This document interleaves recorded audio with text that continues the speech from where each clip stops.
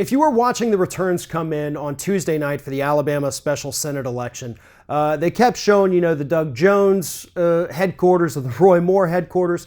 Things at Roy Moore's headquarters, obviously pretty quiet throughout most of the night, especially towards the end as the final results were trickling in.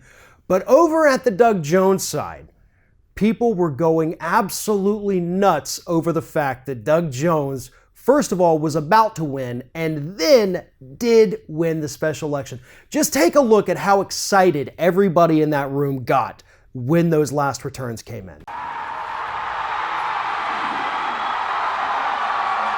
Wolf, it is absolutely deafening in here.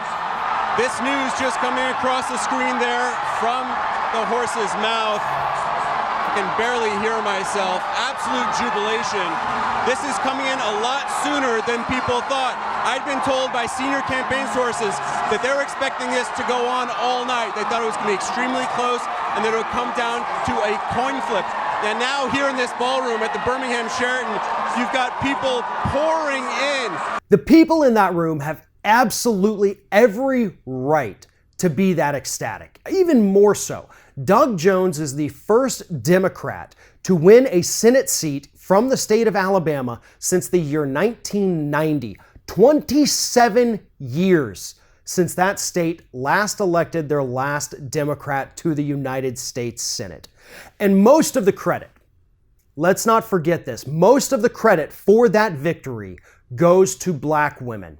They turned out in that state in record numbers on Tuesday, and they are the group that propelled Doug Jones into that Senate seat.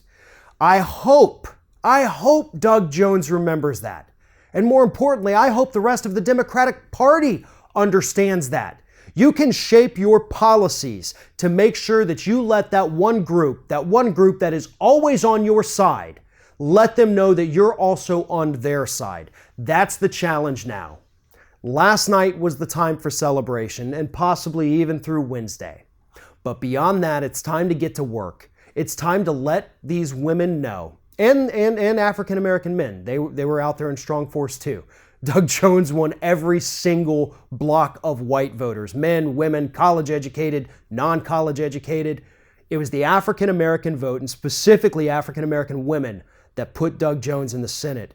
And it's time that we understand that and we respect that and we stop the economic warfare, basically, that we have launched as a country on that group of people.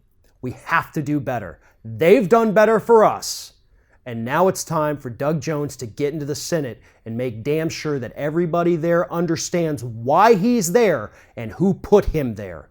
Because it just as easily could have swung the other way. Had he not been running against an accused pedophile, I seriously doubt this election would have gone in Jones's favor.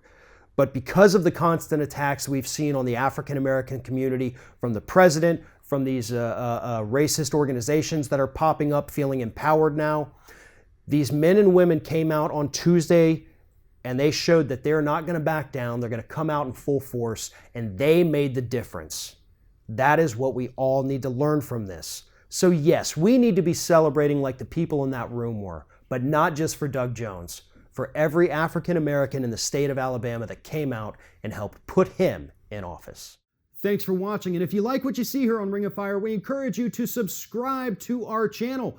You can see the little subscribe button down there, but if you're watching it on another device where you can't see it, go to youtube.com/TheRingOfFire, hit subscribe, be notified every time we get a new video.